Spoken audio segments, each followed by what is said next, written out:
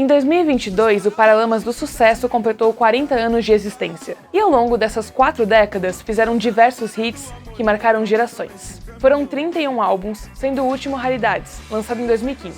E não pararam por aí não, viu? Nesse ano, Herbert, o Bi e o Barone se apresentaram no Lollapalooza, em março, e mostraram que até a geração Z também pode ser fã da banda.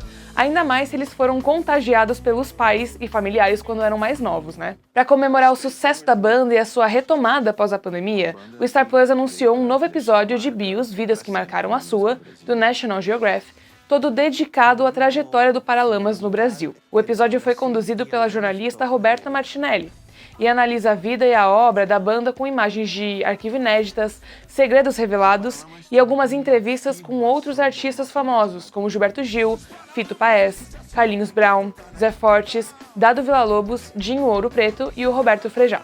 A Exame Pop foi convidada a entrevistar os artistas e a jornalista Roberta Martinelli para falar um pouco desse novo lançamento. Na entrevista, eles me contaram sobre a carreira da banda, o show mais marcante, essa comunicação com as novas gerações e o efeito que o Paralamas do Sucesso teve na vida dos brasileiros.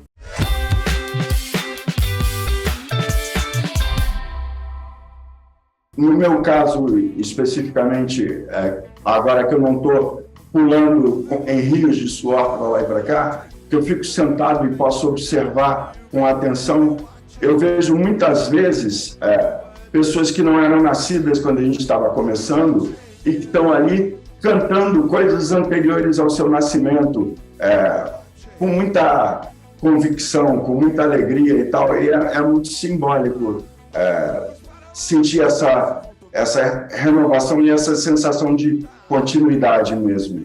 Dá a impressão, assim, pra gente que está aqui, como a Hermes falou, desse lado, né, do palco, dá a impressão, assim, que as músicas estão muito atuais ainda, né? A letra de Alagados parece que foi escrita hoje, né? Os Paralamas têm esse trânsito, assim, falando de amor, falando de coisas engraçadas e falando do nosso choque social, né? Então, é muito legal ver que as nossas músicas não têm prazo de validade, né? Olhos fechados pra te encontrar. O programa foi muito legal porque ele conseguiu retratar assim as várias fases, né, da banda, assim, contando, né, desde o início, como a gente estava falando. Mas tem vários momentos assim super emocionantes e tem uma coisa que a gente não pode deixar de falar, que são os depoimentos, né? O Bi lembrou bem aqui dos vários depoimentos. E aí eu lembrei também dos depoimentos do Fito Paez e do Charly Garcia, né, que são grandes nomes da música argentina e da música latino-americana, e a maneira como eles foram super generosos falando dos Paralamas, porque a gente, lá atrás, em 88, na virada dos anos 90, a gente conseguiu fazer um intercâmbio muito, muito interessante, muito concreto, assim, com esses artistas argentinos e isso explica para muita gente, né, uma coisa que a gente se orgulha muito, né, de ter feito essa inter-relação assim, com a música argentina moderna. Então, a maneira como está retratada aí no programa é muito legal e as pessoas vão ter mais ou menos uma dimensão do que aconteceu, né? Foi um processo muito diferente do que eu estou acostumado em televisão e um processo que eu sempre sonhei em viver na televisão. A real é essa. Porque eu era dirigida à distância, né? A gente estava ainda numa pandemia e seguindo 1000 protocolos, então eu falava com o diretor com um fone, numa TV, numa câmera, e ele falava tudo o que ia acontecer e como o que eu tinha que viver naquele dia e falava, vai viver, é meio isso, assim. Ele falava, hoje você vai passar o dia com o Bi em Mendes, que é esse lugar que foi muito importante. Então, você vai lá e vê o que é, e sente o que é, e descobre os lugares. E aí era valendo, ligavam a câmera e a gente ia.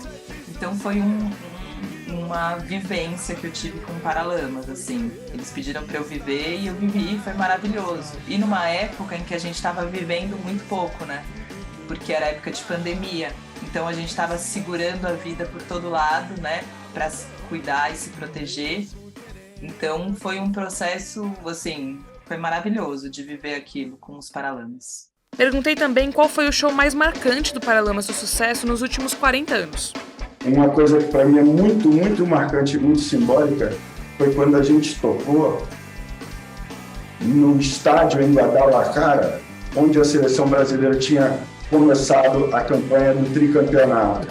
Então isso está naquele estádio, com a multidão que a gente trouxe e que reagia com tanta alegria, ou seja, era muito significativo, porque eu tenho absolutamente clara a lembrança, por exemplo, de todos os detalhes da Copa de 70, da escalação do time, de quem fez gols, quais foram os placares, tudo aquilo é muito significativo e muito forte para mim.